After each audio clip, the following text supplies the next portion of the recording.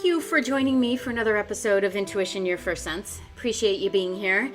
Remember when I said that I would bring you people who were dynamic, who were doing some great work in the world, and new things that I just didn't know? I would go get the experts in the fields and have them here. This episode, I am so thrilled to introduce you. Maybe you already know him, but introduce you, if you don't, to Misha Rubin.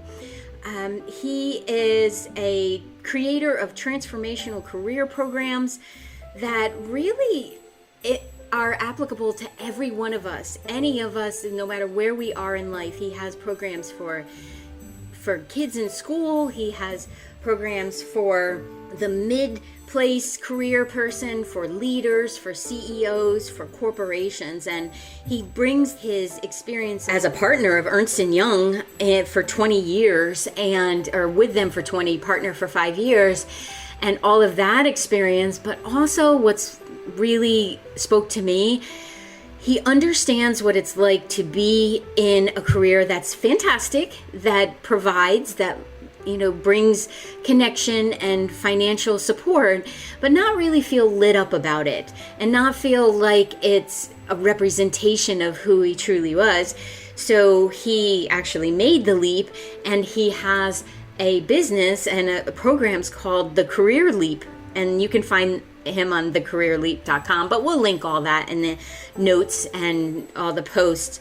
I had such a wonderful time speaking with him and having my yeah, and I get a little excited because it's so nice to have conversations with those that have similar perceptions, who are doing work that can be collaborative to what you're doing or totally different to what you're doing, and bringing the skill set that they offer. And he definitely does, and he has some great comments and some directions on how to even decide if it's time for you to consider moving into a new position, a new job, or starting your own business, or going back to school. Any of those things that as a soul and a human, we are always going to be considering and expanding on. And isn't it lovely to be able to hear from someone who has created programs and step-by-step direction? As much as I love the intuitive, non-physical, direct me to the connections and everything, oh man, I do love a plan. So I hope you'll enjoy this. I know you'll enjoy this conversation, to speak a little boldly, because he's kind, he's open, and he has a wonderful way of describing how we can all be in our worlds and in our careers. So here you go, Misha Rubin. Misha, thank you so much for taking time, for coming in. I still talk like I'm in the studio, for coming on and bringing your expertise. I'm very intrigued by the work you do, intuitively intrigued, as well as from a very practical and I think effective place. I just felt drawn to the work that you do, and I always think people can describe it better than I can ever do. So thank you for coming on, and can you intro yourself and just let the best listeners in the world, my podcast listeners, know what you do, what you bring, how we can learn from you? Great, Vicky. Thank you. First of all, it's truly my pleasure to be on your podcast. So I am an entrepreneur. I'm a career educator and a speaker. So my really area that the problem that I want to solve in the world is that there is a lot of people in the world that kind of resigned around their career. They have these careers that are not meaningful, not fulfilling. There were some decision process, even from education perspective, that they were making. They probably didn't have good criteria of how to pick their careers and why they picked. I know there is a lot of practical things in the world that we have to deal with humans, and combined with that, we have like a large population. I would say probably over 80% of people are not not loving their jobs, you know. And my mission in life is to fill the world with empowered, impactful humans. You know, those are people that know who they are. They live their life and do their work with an alignment with their values. They make the type of difference they know they could and should be doing. They are empowered to initiate the change. And what's really important to me, they set an awesome example for their kids of how to live purposeful life. So yeah, that's what I do. I love it. That's part of why I felt the pull then to get you in here, because I believe that the work I do is to help people feel empowered, not from just a word state, but from fully integrated. Bring that soul in, bring that heart in, love what you're doing here, bring that out into the world. I call it the ripple effect, right? Because it goes out. And the more that we're modeling that, I feel like we can kind of close this gap up of miserable humanness. Yeah, you got it. Exactly. It's suffocating. You know, it's this feeling when you suffocate, when you feel stuck, where you don't know what else you could do. Like I totally relate to that miserableness statement that you made. It is. It's sometimes for myself is because I'm so empathic. When someone comes to me for help, like I feel what they're going through. So almost every session is like, wow, okay, yeah, we have to move that. And we have to do it in a way that we understand ourselves, but it's also very practical. Like you're not just going to wish yourself into a new position or into a new career. Right. I know law of attraction is great, but you're not going to wave a wand and just beam yourself there. However, you can align by like knowing who you are and how you want to be in the world, like what you want to bring the world. And it doesn't have to be this big, huge stage. Like I feel like when someone is aligned and they really know themselves, they have that surety of self, like that lends to their community, and it can be in, hopefully is in whatever they love to do. So I read a little bit about you, and I know that you have a background in corporate and big corporate. Like sometimes we'll say corporate, and I think a corporate America ends up with like this tissue, or, Kleenex or Band-Aid or something, right? It just gets a label and everybody thinks it's the same throughout. I'm curious because a lot of the people that listen to this are ones that are interested in their transition and in their lining up with the work that they want to do and bring the world, and they want to do good in the world. It's terrible English, but they want to do good in the world. Did you have that moment? Is that how you got to this career leap? Love the name. That you're now helping others to teach them? Like, did you have that quote unquote aha moment? I had a few. Oh, good. Yeah, there's usually a trend, right? Yeah, there are actually two key moments. So one was when I was, so I'm sitting in a meeting in a conference room, like a real conference room before the quarantine, with walls and whiteboard. Remember those days, markers. people? Yes, exactly, with real people sitting in front of me. And we were discussing the next set of service offerings to our clients, which were for the most part large banks. And at that time, I was a partner in one of the largest management consulting firms in the world. I was more successful than I could ever imagined as an immigrant coming to the United States. And I was what I call a competent, unfulfilled professional. So that's somebody who is good enough at what they do and maybe even successful enough, but not fulfilled in their jobs. And probably some of your listeners might start recognizing themselves kind of in that statement. So I'm sitting in the meeting and, everybody's talking. There's a lot of opinions flying. And then I hear myself speak in my work voice, in a serious voice, saying serious things. And as I'm speaking, I hear my quiet voice that tells me, this is not aligned with who you are anymore. And it felt like that was the time that I had to make a choice. It was like, Misha, you have to make a choice. Because on one side, I had this great career, right? That like a great trophy. that on the surface looked so good, but on an inside, it was soul wrenching for me. It was really, even when I became a partner, it felt like I was wasting my life away, you know? And that was on one side. And on the other side, there was something that I didn't know what it was. I really didn't have any idea what it was. So it was terrifying beyond words because, you know, I am a breadwinner in my family. I have 3 young children, and I have no idea what I would do. But I knew that that was the time that I made that choice. And that's such a brilliant statement because a lot of my podcast, Intuition, Your First Sense, right? So I truly believe that voice inside, our intuition, is guiding us to that alignment. But listening is so hard, and it's scary. And it's like when we realize that we don't want to do this anymore, I think that's a powerful statement too, because this doesn't line up with who you are anymore, is what you said. I think it's important for people to see themselves as in progress, right? We're constantly, hopefully, expanding and growing.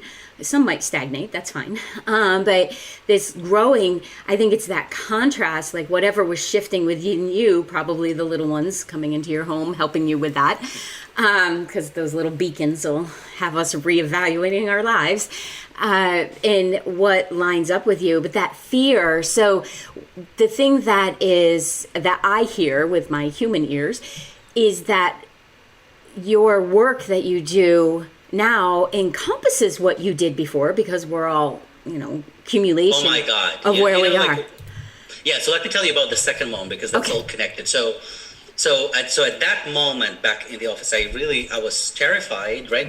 I was even more terrified to keep going like that, because that felt like a dead end. It felt like it's really not a life worth living, It's just really like, who am I becoming, right?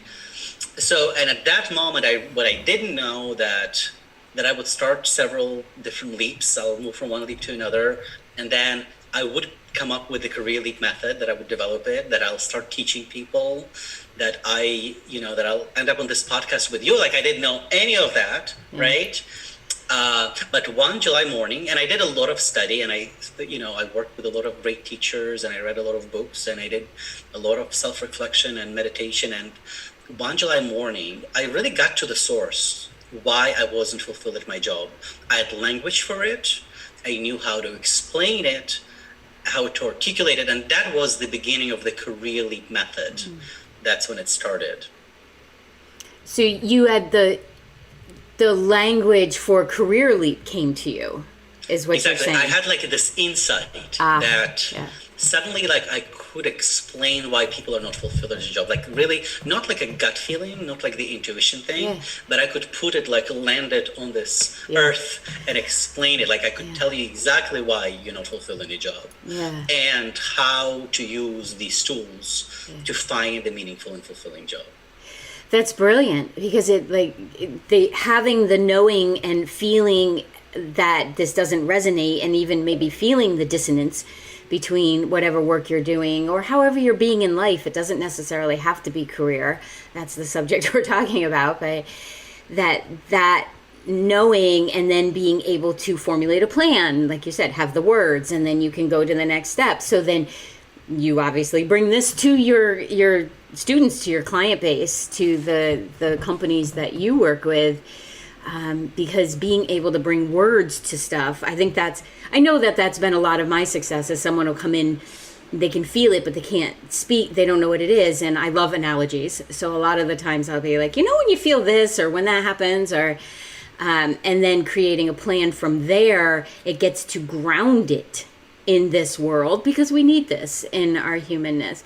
So being able to hear that you've experienced this, so then you also can empathize and lead, because in fact, back to your question, when I had this method, then my career started making sense to me. Okay. Because in my career, I kind of tried it all. I started with changing jobs every 2 years, hoping that I'll find a meaningful, fulfilling job. I tried taking a year off to find my passion. I tried that. I tried working for 15 years with a company and becoming successful, right? And none of that closed this fulfillment gap. But I knew the spaces of stuckness. I knew what it felt like, what it tasted like, what it left people with, how debilitating it is. And that's why I can work with people, because I understand. Right. I understand their space. I understand what it is they're experiencing, and I understand where to guide them from these stuck points and where to take them to whatever is next for them. And being able to identify that, I think that's authenticity to me.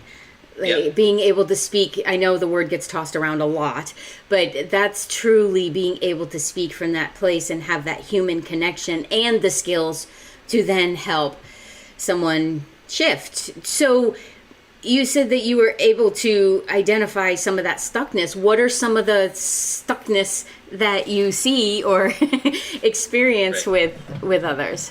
Yeah. So, underneath the stuckness, there are several beliefs. There are some disempowering beliefs that keep people stuck.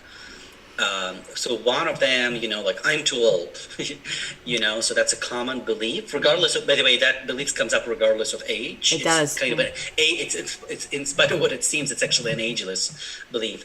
But the reality of the age is that if you 10 years from now will look back on you now, saying that you are too old, you will be laughing at yourself. Yes. And saying you were an idiot. And I just have a 72-year-old surgeon who joined my program. Why? Because he knows that he might not be able to do surgery for the rest of his life, and he wants to do other things, and he's examining and exploring right now with me. It's amazing. That's kind of this belief that I'm too old. That's number one. The second one is I don't have right skills.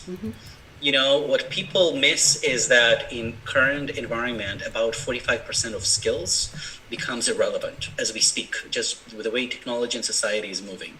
So the fact that you don't have the right skills is like, listen, nobody has right skills tomorrow, but we live in extraordinary times where the access to learning is unprecedented, where you can take programs. There's Coursera, there is YouTube, there are people write books now as never before. You can get an MBA sitting on your couch. You can take programs, certificate programs from Ivy League colleges. Like think about even 10 years ago, who had that access to learning? Nobody did. So when people say they don't have the right skills, I was like, yeah, maybe, but listen, your skills will become irrelevant one way or another, and you've got to be gaining new skills. So you might as well be proactive about that. So number two. So that was number two. And the third one, the real belief also people have is, I will never make enough money. Yeah. I will make enough money doing what I love. That's really like a core thing. And this is how I address that. So we live, as I mentioned, in extraordinary times. It's really nobody lived in these times. So number one, with quarantine, the acceptance of remote work became unprecedented, meaning there was many less geographic barriers to your work. So you can even be in a small town, doesn't matter where, and you can work for a New York firm. You can work for some large corporation or a small corporation. Really, their geography is not as much a limitation right now. So nobody had that before. Number two, our society is going through this really major transformation. I feel like in the past year, we made like a 20-year leap in many ways. And that's impacting how businesses work in some industry. And of course, it comes with certain pain, but there is a lot of new opportunities, and there is a lot of new business ideas, and there is a lot of industries that are transforming. That always creates opportunities. And right now, we live at the times of amazing opportunities. Number three, there has never been easier time to start your own business. Like, for instance, by the way, I'm not saying it's easy to run your own business. I'm saying it's easy to start. When I came up with the Career Leap idea, next day I created a web page in an hour. I posted an ad on a posting on Facebook and LinkedIn, and I got my first 3 clients, right? So who had that before? Like, I don't know what it took to start a business 30 years ago, Oh, right? I can tell you. And number four, I talked to you already about learning. So when you say that I will never make enough money doing what I love, consider, if that's your conversation, and I'm talking to your listeners, consider that you are not examining all your options. And the reason people don't examine all their options, because actually nobody ever taught us. Well, we taught zillions of things, right, through our lifetime. Nobody teaches us, how do I find right career for myself? How do I know what's right for me? And that's where the career leap method come into play, because I think there is a great void in this education on all levels. I think it starts from high school when people just start thinking about it. Right. To mid-career professionals. And I think, the time of people having only one career is over, so that decision of making career choices will happen multiple times in people's lives. That education is really fundamental to our happiness, to our fulfillment, to our satisfaction in life. And I think it's such a critical piece missing. And I think with all that, the idea of possibility, like you're talking about, like we can't know for sure, even with a good intuitive track record, you can't know for sure what's going to come down, but you can create the path, you can create the direction by getting to know your own stuff, by getting to know what works for you. I work with a lot of executives, and the word career comes up a lot, and I've asked a couple of them, can we change the word career to income producer? Because once we took the word career off of it, they seem to relax a little bit. And these are like medical professionals or professors, and as people with that, it's been kind of indoctrinated into them that in order to progress, in order to move into whatever success means for them, and not just on a professional level, but the whole life level, it's sometimes I work a lot with beliefs, going into those beliefs to be able to say, okay, but can we dismantle them kindly? Not like in a rude, get rid of that belief way, but in a kind, is that true way? Is it really true? And what would you really like to do? So like your surgeon, he's gifted, obviously, and able to create the life that's interested in him. And now what? Because we're always growing. So what I work with people, so I think fundamentally, there is I call it a unique career criteria. So that's something very much related uniquely to how you are right now. It's not an aspirational thing. It's not something that you want to be. It's something how you are. It's something when you know what it is drives your sense of meaning and fulfillment. What are your ingredients for being successful? What is your motivation mechanism? Like how you specifically people motivated in a lot of different ways. What is your interpersonal profile? What are you not negotiable? So what I work with people is really developing their unique career criteria. And once you have a criteria, then you can actually apply it. You can measure. You can look at different industries. You can look at different organizations. You can look at your bosses. You can look at business ideas. You can evaluate if you are an entrepreneur, business partner or partners or your customers. You can use that as a measuring stick and examine a lot of different careers and opportunities. I love that. I love it because it just opens so much up. And it's like, well, what is possible? Let's talk about what's possible, and then we can figure out if it lines up with you. And then we can do the steps. I agree with you that we've been fast forwarded decades where we likely would have arrived in a place of more people working from home. And I call it the gift of the pandemic because there are some gifts of being able to kind of fast forward the idea that this is possible, and even brings about more balance in life, which is going to help, any employer. So I have 4 people on my team, and they're always amazed when I say to them, "Why are you answering me on Saturday? Go play." And they're like, "No, I'm just working." I'm like, "Go play, go do something," because that balance. I'm grateful that that's when they're working. Have you ever wondered where your soul is? How you can be in touch with it? How you can use it and communicate with it with your human senses as well as your intuition? I wondered this for a long time, and as I practiced and learned how to do it, I have now created a course that you can take that is self-guided, along with some live events with me that can help you to connect to your soul as well, and to use this amazing collaboration between your human self and your soul to empower your life, to create what you'd like to have, and most importantly, to be able to feel that you belong, that you are amazing, and then what would you like to do with that in the world? So head on over to the website, vickibaird.com, check it out and sign up, and let me know if you need any help. That balance gets brought to the rest of the life too. So have you seen other things that this last year and a half, and likely what we're going to roll into a little bit again, has helped people to reveal about their worlds? Well, I think that year was challenging for a lot of people, right? These pandemic, it's more than a year now, right? It's a year and a half. I think it was a year of a lot of introspection for people, because suddenly there was a big change in their routine. And then usually the change in the routine, forces you to confront a lot of things. So if you didn't like your job, you probably didn't even like it even less during pandemic, or you got confronted even more in some type of a way. So I think it was a great time to reflect, or maybe some people had more time, because they were not commuting, so they had more time to reflect on things. Some people actually lost their jobs, so they actually were forced to think, so what do I do next? So I think this year being really awakening in good and a bad way for many, many people. And I think it's an amazing time to look for your dream career. I so agree. I feel like sometimes we have to kind of be pushed out of that, pushed sometimes to realize we're stuck. Right.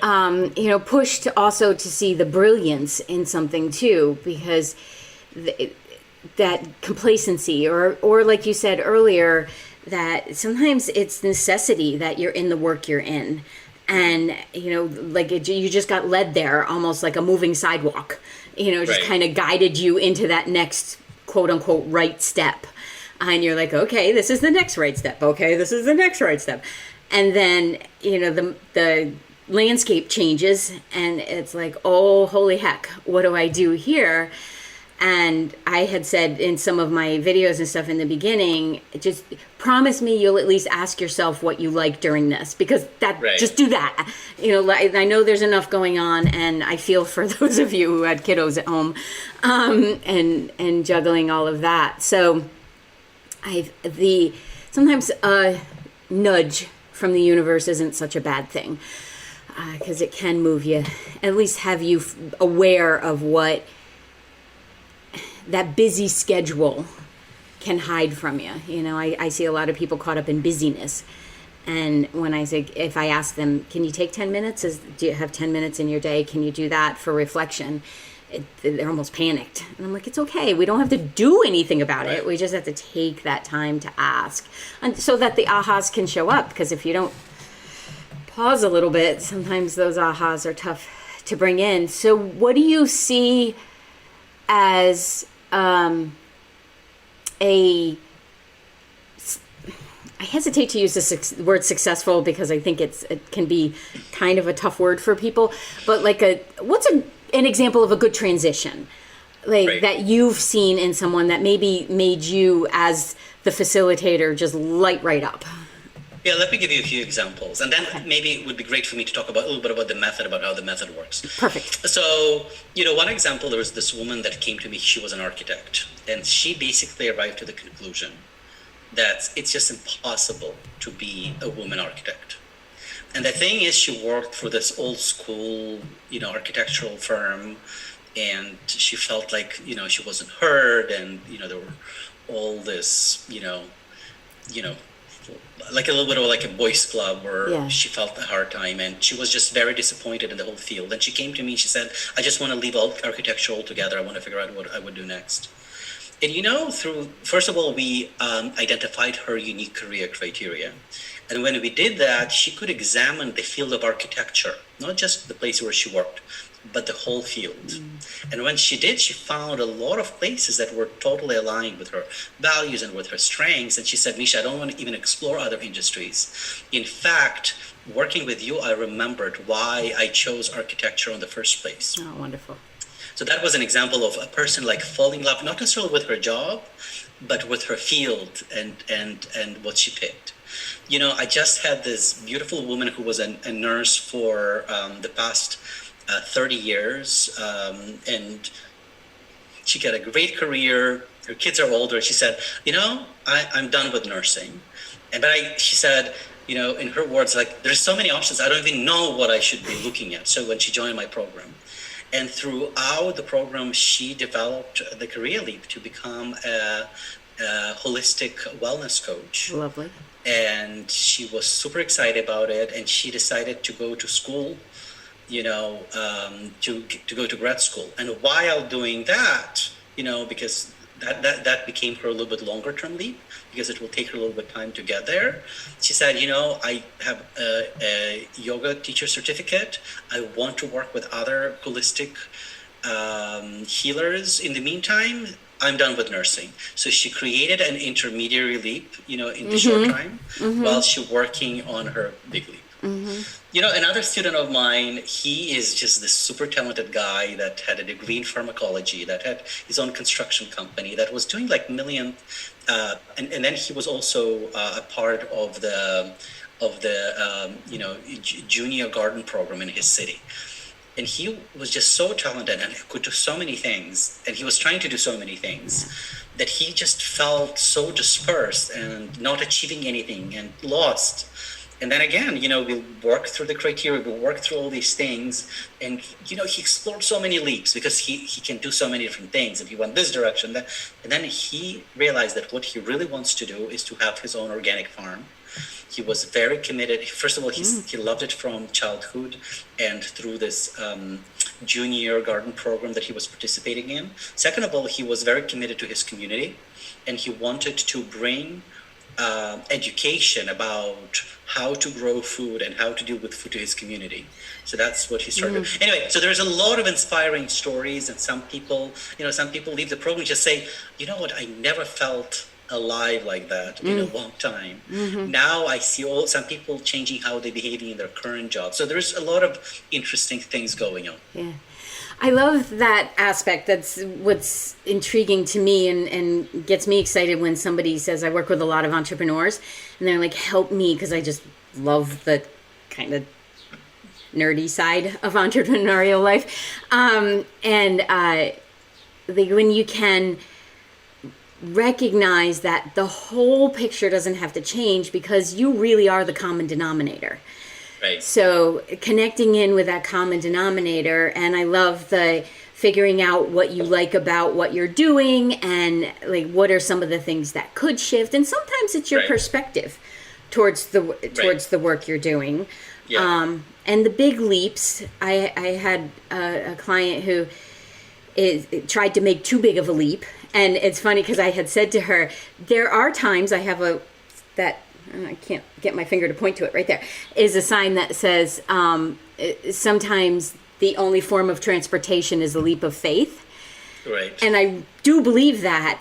However, these smaller leaps, you know, the lily pads to land on, to get yourself across the pond, like to create that stability within self, it's important, because if you're not feeling secure in something, it's likely to fall apart. And it's a good time, I think, right now. You said earlier it's easy to start a business, not always the easiest to run it, but man, I wouldn't do anything else. But it is a good time, I think, to consider what is it that you would like to do, because if you line up with that lit up energy is going to be brought to your relationships, it's going to be brought to your community, it's going to be brought to your own health. Because maybe you'll want to then take care of self. So I love this work because I feel like outside and even within education, we don't often have the skill set or the mentors that can help us get there, that can understand it, but also, like you said, can articulate it. So can you give us a little idea of what the Career Leap, because you've referenced it, program, and what people are doing within it and how they can connect with their meaningful self and fulfillment and all that. But can you give us a little synopsis of what that looks like? Sure. I usually say I can give you a little bit of a blueprint. So the Career Leap method has 3 pillars. The first pillar is about the first one is unique career criteria. So I spoke a little bit about that. Yeah. So it's about articulating who you are. And then when you have that criteria, then you can develop what I call the Career Leap map, which is the list of ideas of where and what you could be doing. Ah. And then when you have a lot of ideas, and people come up with all types of interesting ideas, as you can imagine, then we narrow down. Yeah. It could be 1 or 2 ideas. It could be a short-term, a long-term leap. Some people explore business idea. There was a bunch of things that could happen there. So that's basically the first part. The second component, the second pillar of the Career Leap method, I call it impactful communication. So now when you know who you are and where you're going, you want to be able to articulate to the world in a compelling way why the world should care and listen to you, right? And so this is the time, where I teach. There are 3 principles of impactful communication.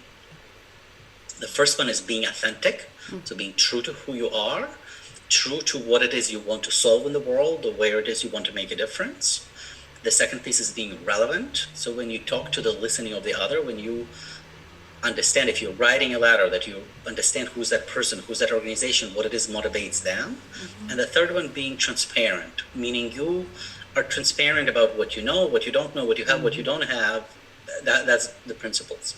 And basically what I teach people is to identify these types of organizations that part of their leap and that align with their unique career criteria. Mm-hmm. So for instance, that the values of organizations, mm-hmm. are aligned with their values, right? Mm-hmm. So, and then I teach people, it's not the traditional job search is about going to LinkedIn and other, job hunting places and look for positions. But in reality, most of the positions that organization wants to fill, before they put it online, they really try to fill it internally. So usually put it online when really they didn't find anybody.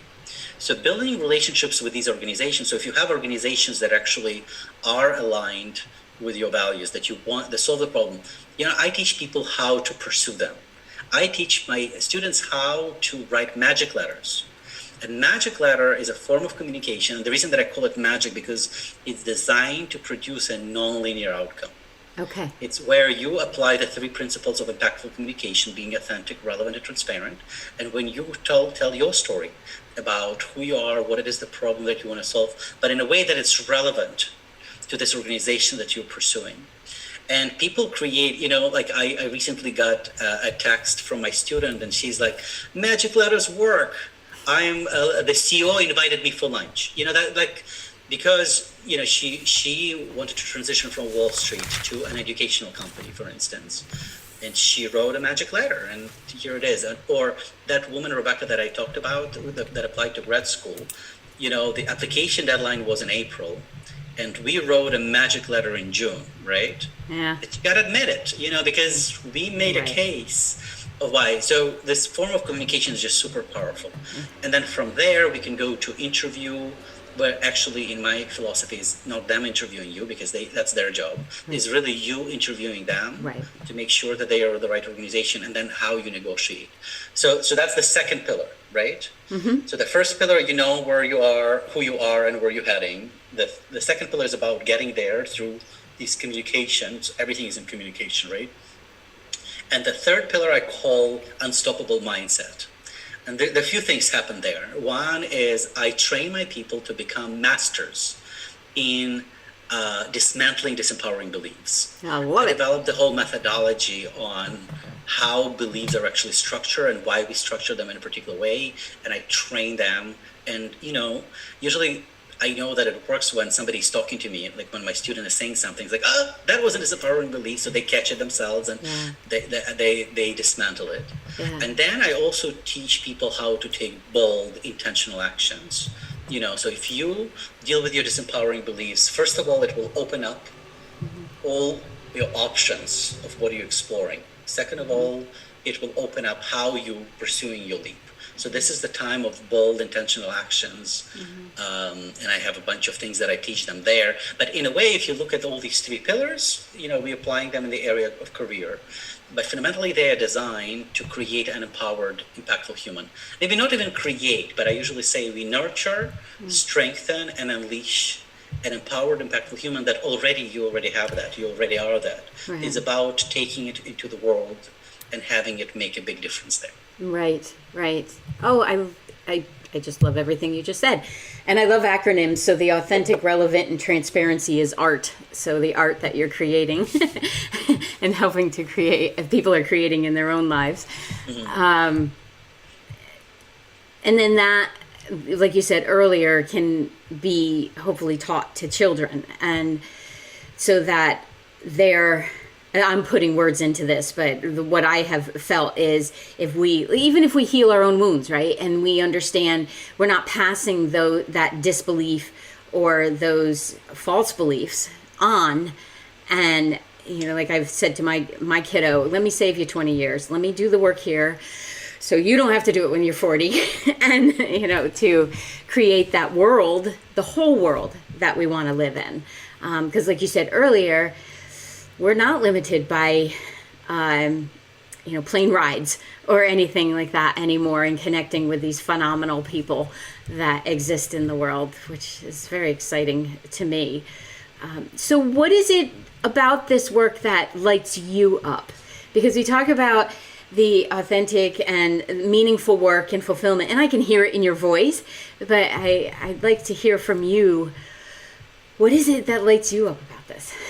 Well, this work is fully aligned with who I am. It's aligned with my values. I make a difference. I bring clarity to people. I get for them to manifest amazing things in their lives. It uses my gifts and talents that were given to me. It actually works for my life and for my family. So, that's what lights me up. I don't, when I worked in a corporate career, the way I was going to bed and waking up is thinking why I am doing this. Now, that question doesn't exist. So that's already kind of kills a big part of your motivation and your engagement, right? Now, being an entrepreneur, I'm not saying that it's easy. So there's a lot of other problems, but at least I'm very clear why I'm doing what I'm doing. Right. So I'm always on a learn how can I do things better, right? So and there's a lot of frustrations with how, but it's a different thing. If you have a purpose, it all makes sense. Yeah, I have found, I've always liked to, figure out problems. I won't say solve because it's not always possible, but I love to figure things out. And the how you're talking about, it's built into entrepreneurial world because, like you said, you jumped a couple jobs. Mostly we do that when we're younger, but I think that's also the entrepreneurial spirit. In okay, let me discover something new. Definition of the word entrepreneur. So it's bringing all of this to the world because you're obviously